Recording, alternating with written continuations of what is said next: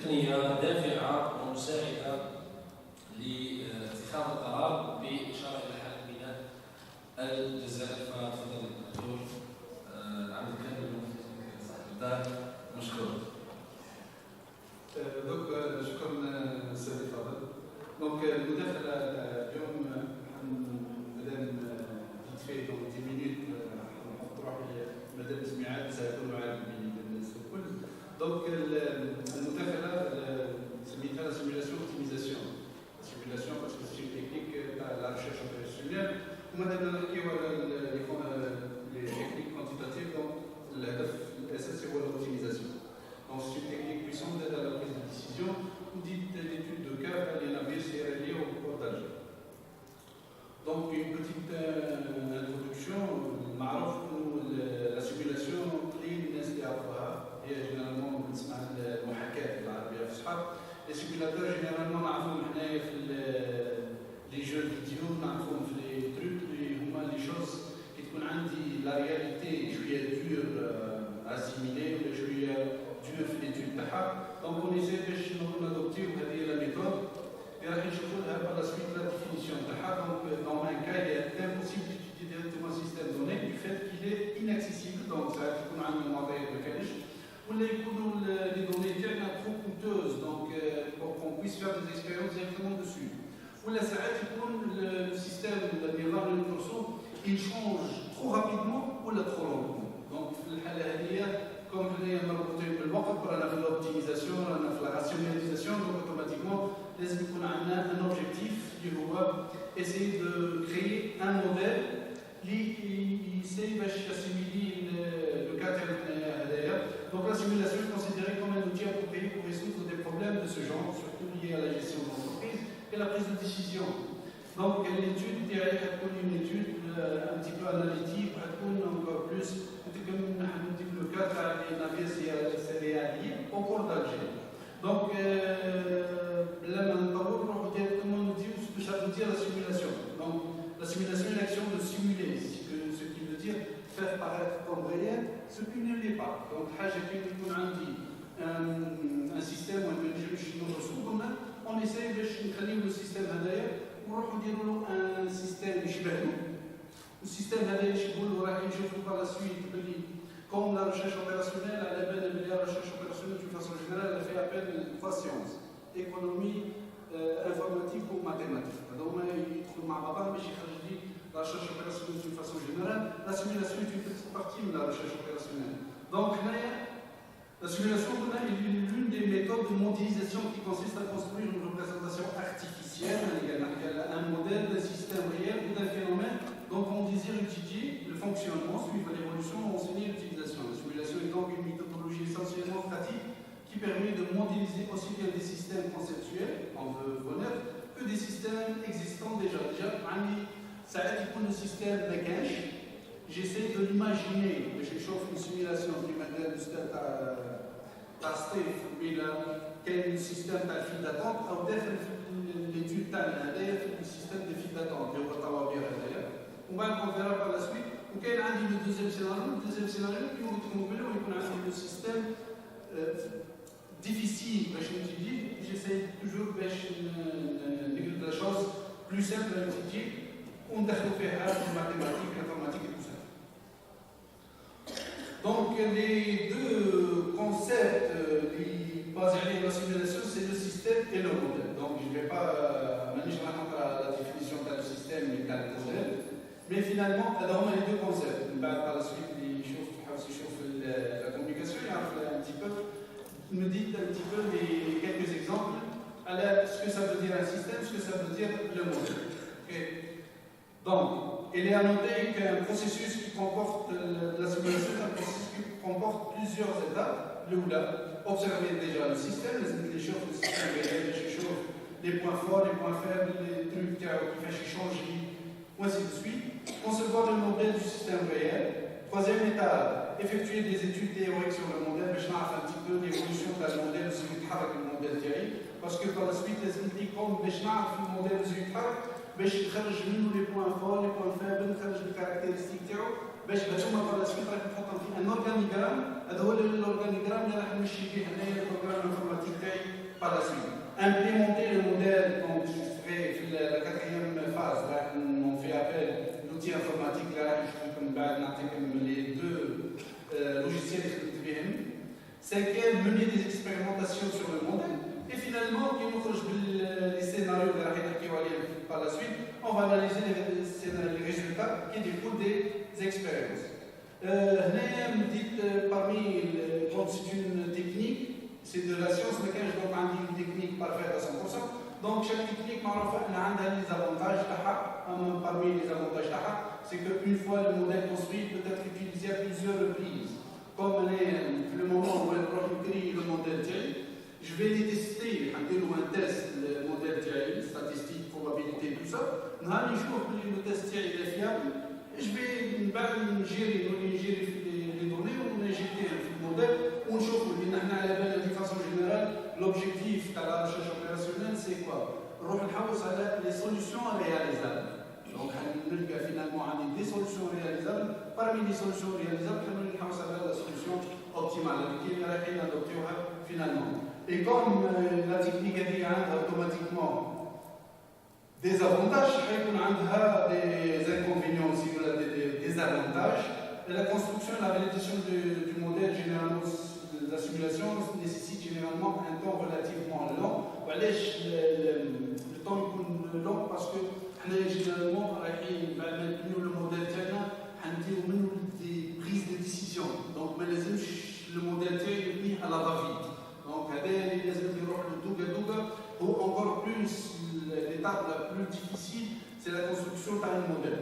Les construire le modèle, avec par la suite les organigrammes, qui est pas mal d'organigrammes, qui est le fil d'attente. On va essayer de modéliser le modèle derrière. Les intérêts, donc parmi les intérêts de la simulation, permet l'étude des interactions d'un système complexe ou d'un sous-système, d'un système complexe. Les changements informationnels et organisationnels d'environnement peuvent être simulés et l'effet du résultat de ces modifications dans le comportement du modèle peut être parfaitement observé et ainsi de suite. Donc, on dit toute une série les intérêts de la simulation. Un petit peu le processus de modélisation de la simulation. Donc, c'est tout un programme, les étapes de l'organigramme. La communication, j'ai fait une explication à chaque étape, démarrant de la formulation à l'implémentation. Donc, par communiquer, un des noms, et ainsi de suite. Donc, c'est toute une série d'organigrammes. Les deux logiciels utilisés, c'est le premier logiciel, c'est Arena, téléchargeable, ou le Kraka, ou le Shara. Ou le deuxième logiciel, ou le WinUSB, le téléchargement il est gratuit, ou même il est formidable. Tout ce qui est recherche opérationnelle, régression et tout ça. Donc, parmi les parties, nous, il fait le Green System Simulation. Donc, je t'appelle le système par les fils d'attente. Donc, on va l'utiliser d'une façon générale. Le port à Alger. Le port à Alger fait généralement 47 quais. Parmi les quais c'est juste le quai numéro 35. Le quai 35, les JV postés au fait, le baba qui دخلونا الجنة. comme les Algériens, généralement les statistiques, c'est 50% de la production de blé finalement entier, donc automatiquement, il y a un flux le poste plutôt le quai 35. Le quai 35 sont en deux parties, deux postes, poste 35.1, 35.2, sachant que le port d'Alger, il y a 31% de trafic national des marchandises d'ailleurs. Donc, il y a une entreprise qui gère le port d'Alger, c'est l'EPAR. L'EPAR, il y a 5 types de navires, les générales cargo, les aéros, céréaliers, tankers ou cargophiliques, il y a juste les céréaliers. Donc, parmi les positions de problème, les céréaliers, c'est que les céréaliers qui jouent le port d'Alger, les conventions entre l'exportateur ou l'EPAR, c'est que les navires qui trouvent le port d'Alger, par la suite, il y a une durée, il y a la plonge. durée هذه فيها 7 jours. حنا هنا في الجزائر كي يدخل البابور ديجا يقعد اون رات يقعد في نصف البحر راح يشوفوا لي دوني ça peut aller jusqu'à 20 jours ou plus. يزيد يدخل الكي يزيد يضرب فيها 20 jours اخرين. دونك لا كونفونسيون تاع 7 jours البابور كي يدخل في الجزائر يقعد تقريبا شهر. حنا على بالنا باللي كاين في الكونفونسيون واش يقولوا لنا؟ يقولوا لنا باللي النافير كي يدخل البور تاع الجزائر ما يهموش اون رات ولا اوكي. المهم البابور كي يدخل السيرالي كي يدخل البور تاع الجزائر لازم يدخل يفرغ ويرجع. شاك جور روطار تخلص عليه الجزائر $8,000 فوق 7 أيام. دونك فوق 7 أيام كل نهار تخلص عليه الجزائر $8,000 للنافير الواحد. ايماجيني انتوما ما كانش فيكم اللي ما راحش للبحر وما شافش الدنيا معاك اوكي. دونك فو كالكولي البور تاع الجيل 47 كي وقداه كاين البور في الجيل. دونك سو سون دي سوم كولوسال اللي قاعدين يروحوا يستوكي. دونك هذا هو البروبليم تاعي اللي قلت لكم هو سور ليستاري وال$8,000 هذا هما لا فالور تاع لي تاكسي اللي تخلص الجزائر شاك جور دو روتار. دونك هذوما parmi les quelques données اللي هزيناهم. Donc parmi l'année 2010, 11, 12 et 13 ترماركيو باللي les jours en rate خلينا نروح 2014 directement par exemple. Le jour en rate 13,6 jours و en quai 10,7 jours. في 2010 à la moyenne 22,8 jours. 2011, 26,5, 25,9 et 24,3 jours. Il faut voir l'écart de 7 jours ou 29 jours, donc ce sont des sommes colossales. Donc, quand j'ai formulé le problème, j'ai formulé le problème. Donc, le navire qui j'y trouve a deux postes. Poste 35A, il faut faire les camions utilisés en général, les camions à 20 ans. Ou quand le poste 35.2, il faut faire le silo. ولو سيلو ما يولي يعاود يفرغ سواء في لي فاغون سواء في لي كاميون. دونك حنشوفوا ان تي بو كيفاش حنايا رايحين في لافال باسكو عندي في لافون لي نافير في لافال لي كاميون لي فاغون هما كيفاش رايحين نمشيو لهم السيستيم تاعي دو تال فاسون انو راسيوناليزي لي دوني تاعي. دونك كيما قال الاستاذ قبيله دو فاسون جينيرال تو سكي الياتوار دو فاسون جينيرال البروبابيليتي يتبع لا لوا دو بواسون. مي حنايا بار سويت درنا اون بوتيت ترانسفورماسيون لقينا بلي لا فونكسيون دونسيتي اللي هي دات الكتابه افيك اون سيري تاع لي ديمونستراسيون ديبلاسات لا لوا حتى ولات اون لوا اكسبونونسيال. دونك انا حنا pour vérifier que les arrivées suivent une loi exponentielle de paramètres lambda, on a utilisé deux tests واحد سميناه تاع جيجل حكى عليه الاستاذ والثاني كولموغراف سميرنا.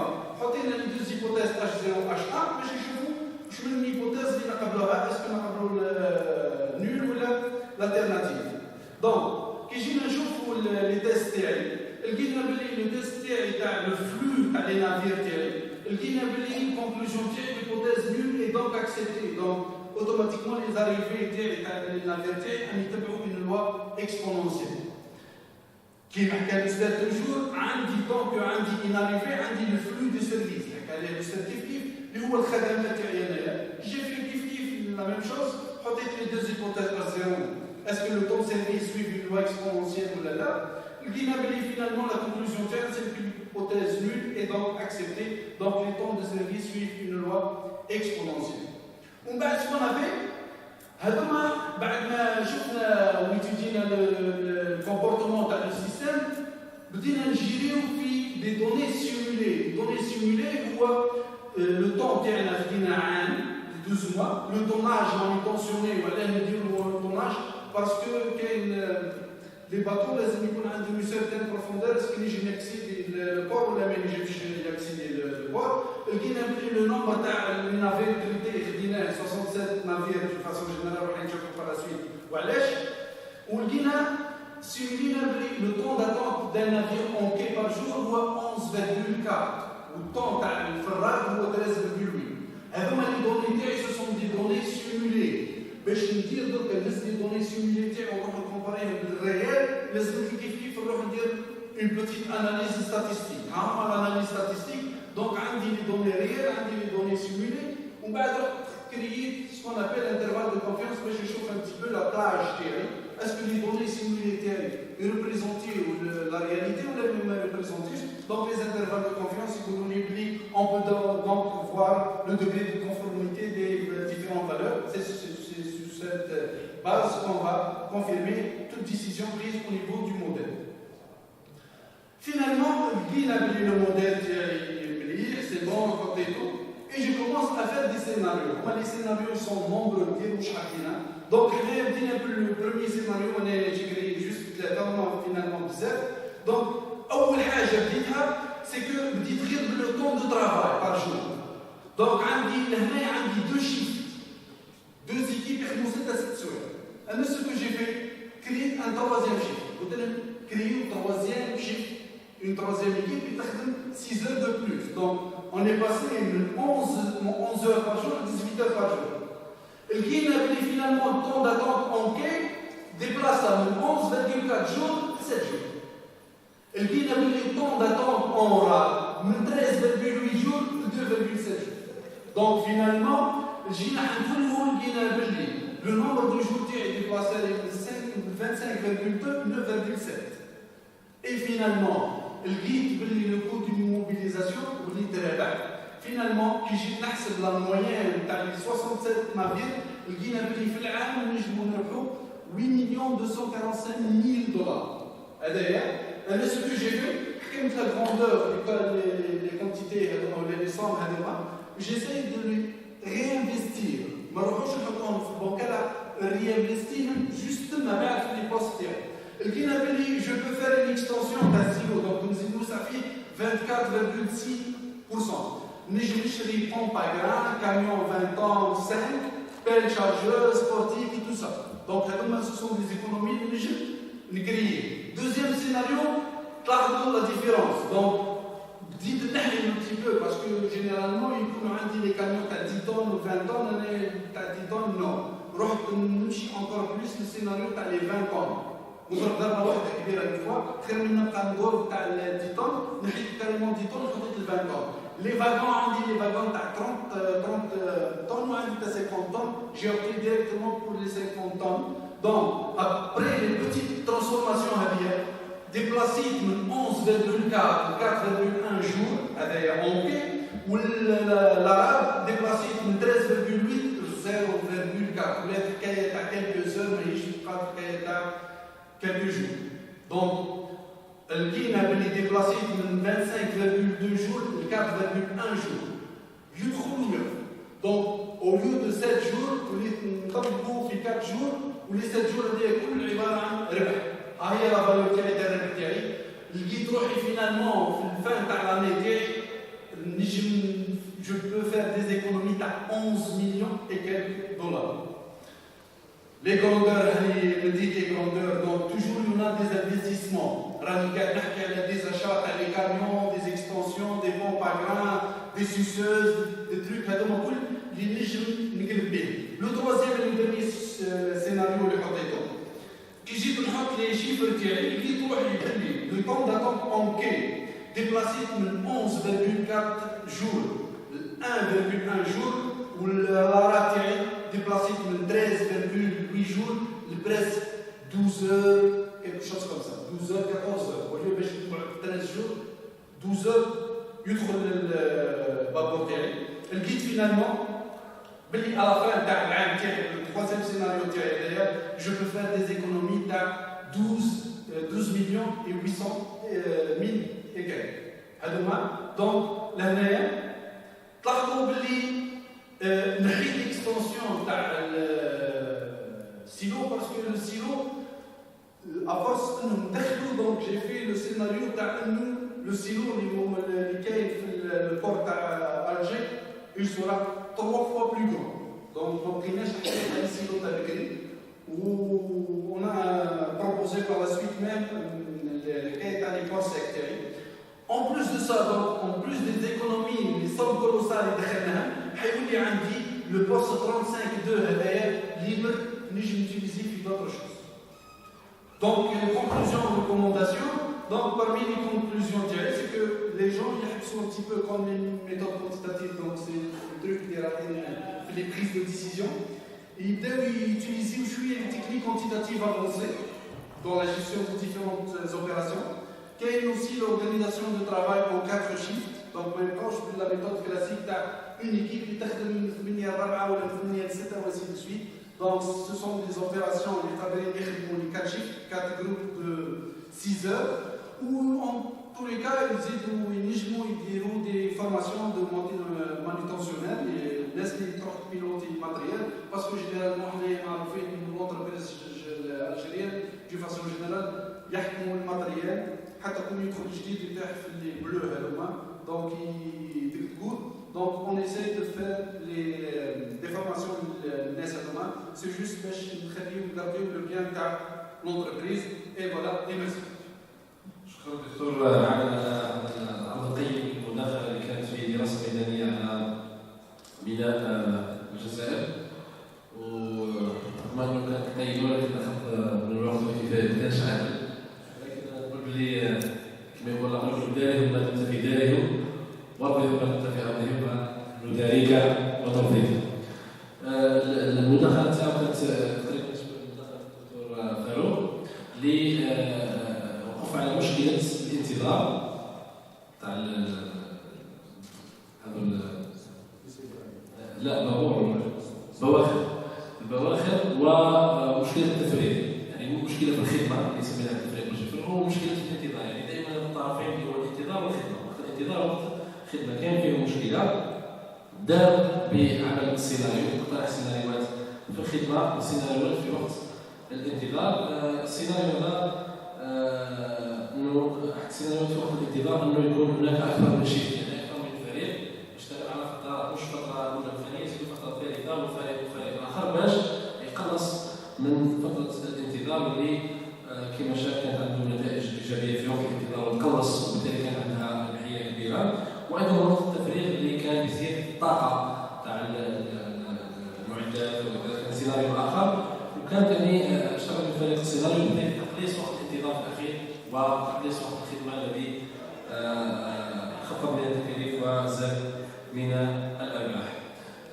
لا اطيل الان تاخذ المداخلات، نمنح الكلمه لنقاش للحضور الكريم من اجل التباحث في العناوين التي تم عرضها.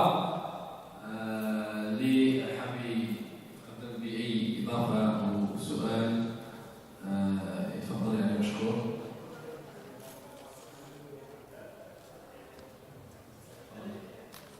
فقط اللي تقدم يعرف باش فقط اسم ولقب وجامعه الابتداء. السلام عليكم، انا استاذ ناصر تمام جامعه الابتداء. فقط لي سؤال واحد بالنسبه للاستاذ المشكله اول سؤال كان المحاكاه كطريقه لبحث الفن او طريقه لاختيار احسن سيناريو مأخوذ بالاعتبار. والسؤال الثاني، هل تم مقارنه تكاليف تطبيق تلك السيناريوهات بالمبالغ التي تم اقتصادها عندما يتم تطبيقه؟ شكرا جماعه الانسان. شكرا يا دكتور.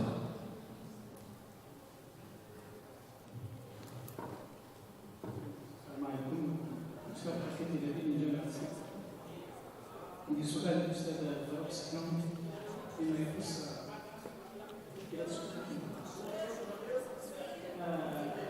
السؤال الاول يتعلق ب هل يشترط تجانس الخدمه المقدمه في شبابيك مركز او نظام الخدمه؟ يعني الشبابيك التي تقدم خدمه في مؤسسه التدريس، هل يشترط ان دراسه هذا النظام أن تقدم خدمة متجانسة؟ يعني فرضا الزبون، كاين زبون ممكن يجي يسدد الفاتورة، كاين زبون يجي البيس ولا يجي.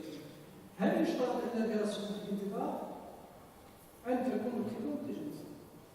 السؤال الثاني، عندما يتوجه الباحث إلى نظام خدمة معين، ما هي الفترة الزمنية أو ما هو عدد المشاهدات المطلوب أو الذي يكفي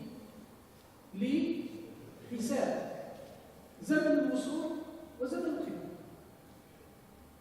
السؤال الثالث يتعلق بأنه القرار الذي يجب اتخاذه عند دراسة صورة الانتظار يتعلق إما باختيار عدد مراكز الخدمة الأمثل أو معدل الخدمة الأمثل. عدد مراكز الخدمة الأمثل عندما يكون نظام صف الانتظار في عدة مراكز خدمة، وهو معدل الخدمة الأمثل عندما صف الانتظار في مركز خدمة واحد. المشكلة في المؤسسة الجزائرية أنه يقدر يكون مركز الخدمة شباك من الشبابيك معدل الخدمة تاعو متدني جدا، وبالتالي في عرض أننا نحسن من أداء ذلك مركز الخدمة نفكر في خلق مركز خدمة آخر أو شباك آخر، وبالتالي قد نقع في فخ أننا نخلق أكثر من شباك لأداء الخدمة، في حين أن المشكلة هي في معدل أداء الخدمة وليس في مراكز أداء الخدمة وشكرا.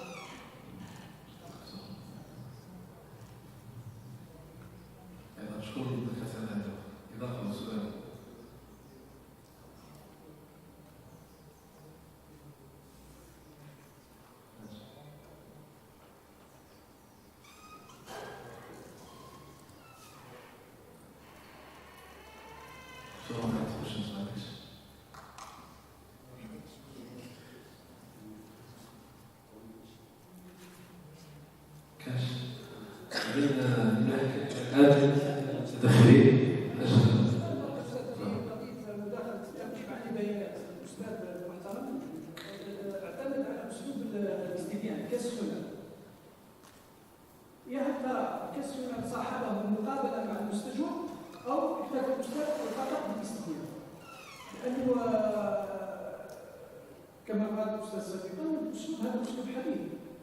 يعني بفضل أن نطرح سؤال على في كسونا على العام الجزائري تطرح فكرة التنظيم على البيانات. السؤال المطروح هل أراه هو مستوعب أو فاهم وش التنظيم على البيانات أو لا؟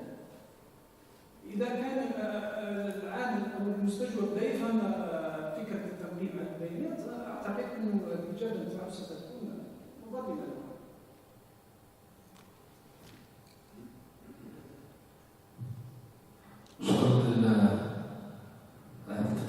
نماذج كلمة من اليمين اليسار.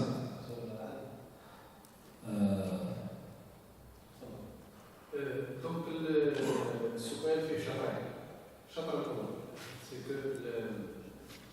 لي كور تحكي على لي كور خلينا نقبل الشطر الثاني هو لي كور.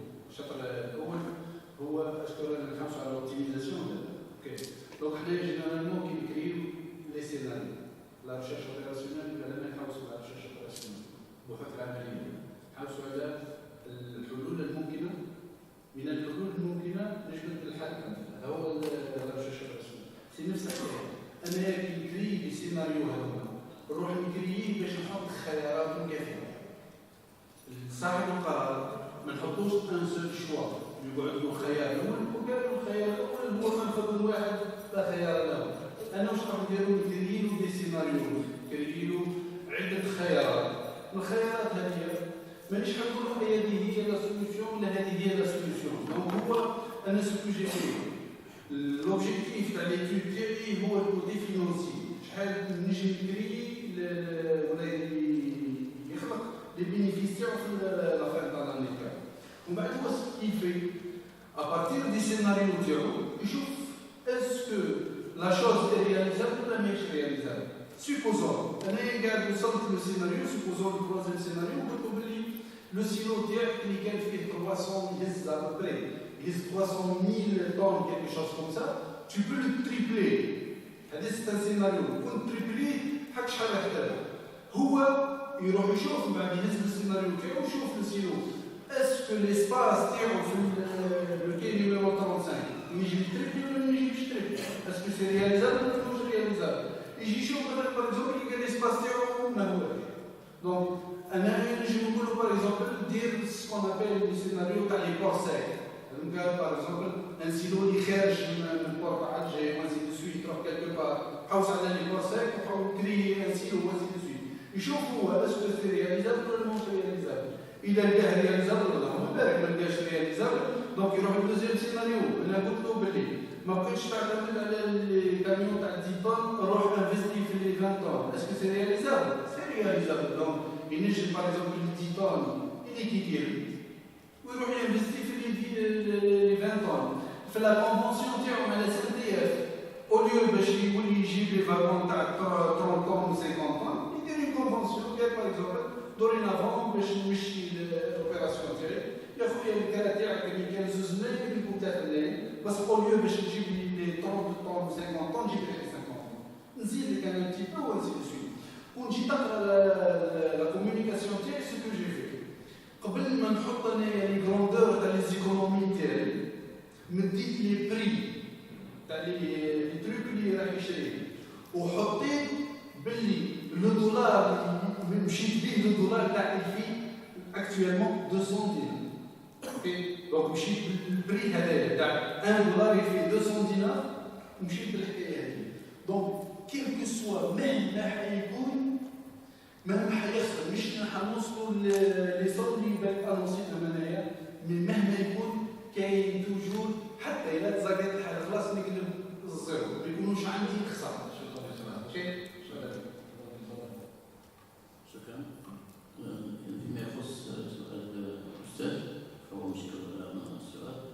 اذا تم الاعتماد على الاستبيان ولم تكن هناك مقابله، وهذا يعني الظروف ما سمحتش ان تكون هناك مقابله هنا، فعلا انه اجابه على الاستبيان شيء طبيعي، انه ممكن يكون هناك نقص. احنا شفنا من بين المعوقات كاين هناك نقص في الوعي لدى موظفي شركه الاتصال الجزائر فيما يسمى بتنقيب البيانات. واكيد اذا كان يفاضل الشيء لا يقل، فاكيد انه الاجابه تاعو، وهذا بالاضافه الى الشيء اللي معروف في الاستبيان. فاحيانا ممكن الشخص ما يعرفش، واحيانا ممكن لا مبالاه ولا عدم الدقه في الاجابه. هذا فعل اكيد يكون عنده تاثير سلبي على النتائج المتوصل اليه. شكرا. دكتور مهمان.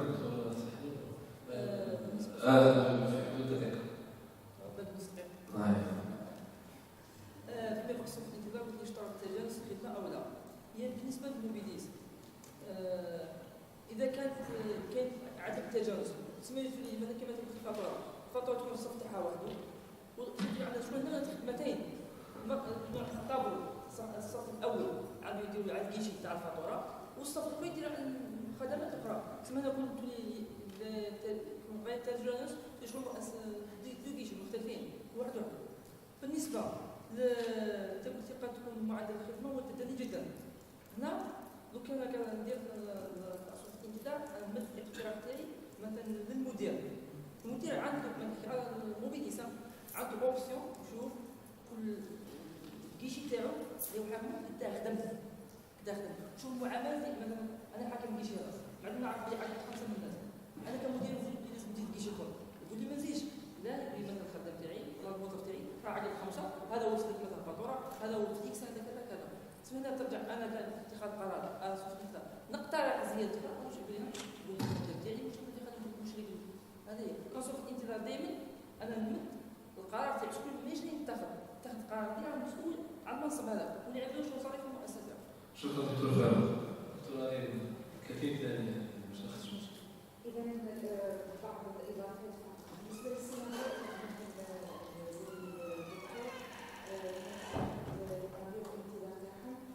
هذا الامر سيطبق في المسار الوظيفي فيما يتعلق بالشخص المناسب لمنصب معين وواحد بالانثوزيازم عام. هذا يتعلق ببوست دو ريسبونسابيلتي تاع فورت نوضوح هذا السيناريو. لكن هذا السيناريو مباشر معناتها ممكن نضيف له اضافات ونشوفوا الكومبورتمون تاعو.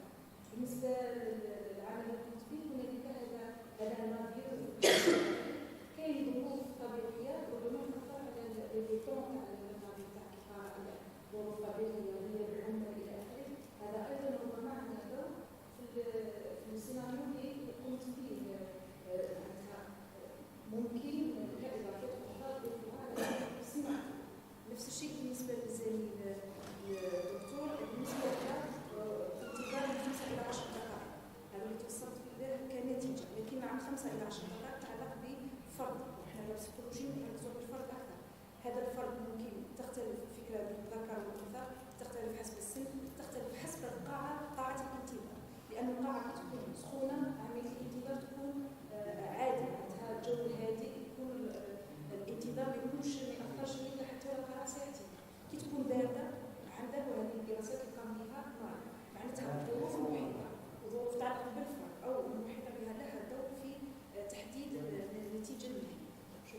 نشكر الدكتورة هاني. أنا أشكركم على حسن الإصغاء والمكاتبة الجسدية للنقاش ديال المداخلات العلمية الرصينة. الآن أعيد الكلمة للدكتور عادل لإكمال فقط الإجراءات التنظيمية واختتام فعاليات هذا الملتقى. تفضلوا وشكرا جزيلا مرة أخرى. بارك الله فيك أستاذ. في انتظار وصول السيد علي جوست باش نعمل ختام الفعاليات جوست كيف هذا الساعة اللي هو مشكل.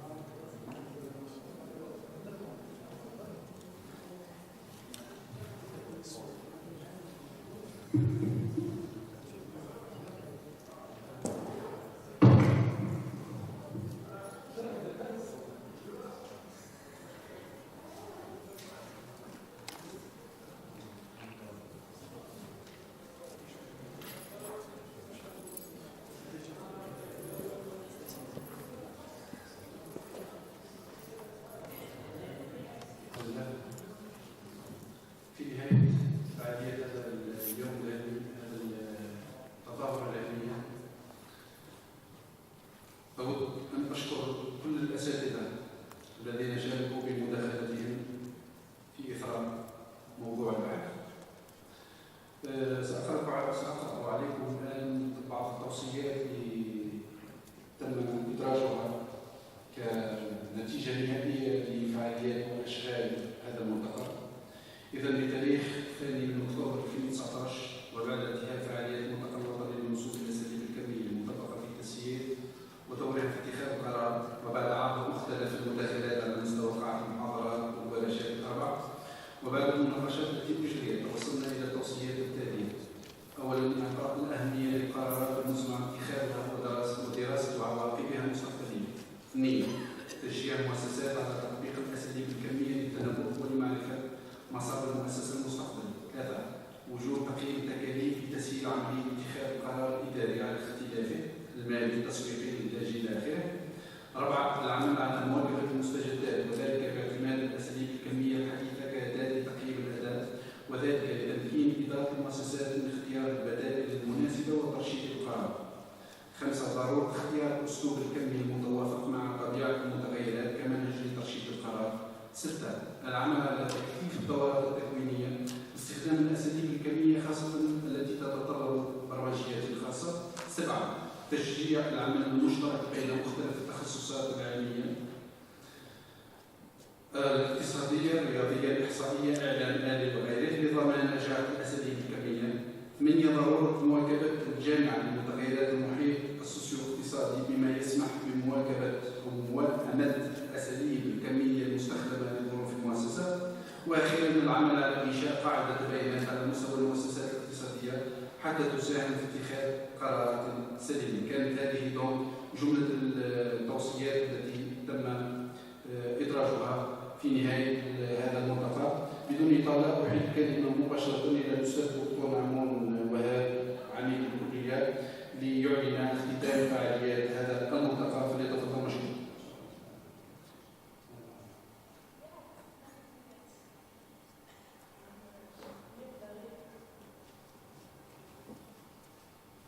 بسم الله الرحمن الرحيم، والصلاة والسلام على رسول الله. السلام عليكم. إذا كما هي سنة الله في الحياة في كل بداية نهاية، وبعد الافتتاح أشغال هذه الفعالية إذا نتمنى يكون كان هناك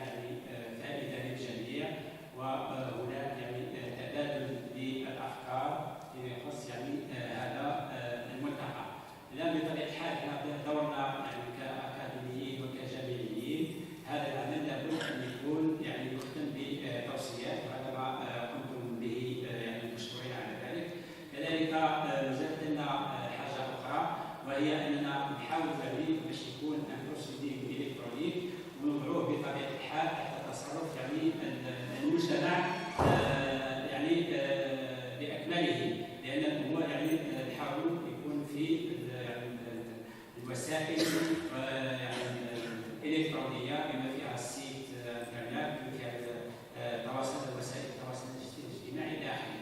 اذا احنا يعني لغايه هذه اللحظه قمنا بواجبنا، وهو ان يعني اليوم ملتقى الاكاديميين يعني ناقشوا فيه كل يعني ما يمس هذا الملتقى. المعلومه بطبيعه الحال ان شاء الله ليس تبقى عندنا هنا، لان كما قلنا ننفذوها خاصه عن طريق استعمال الوسائل الالكترونيه. المجتمع الذي قد يكون راح تكون هذه المداخلات في المتاح.